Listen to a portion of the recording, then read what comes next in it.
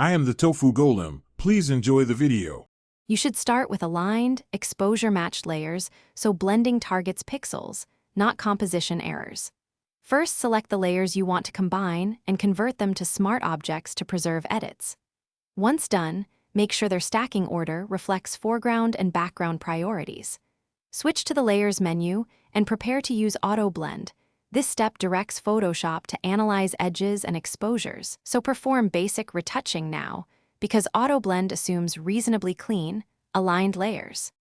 You'll pick Auto Blend from the Layers menu and choose between Panorama for stitch scenes or Stack Images for focus/exposure blending.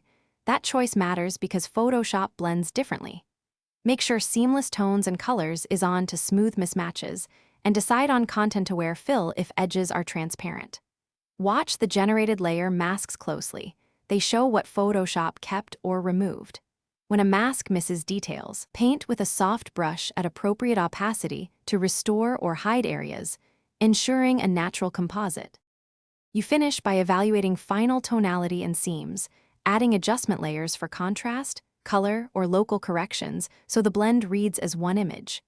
If you're satisfied, export a flattened copy but keep the layered file for future edits. Make sure to inspect edges at 100%. Tiny misalignments need clone stamp or healing. If halos or hard edges show, refine the problem layer mask with Select and Mask, or feather the mask by a small value. This removes visible transitions without losing detail.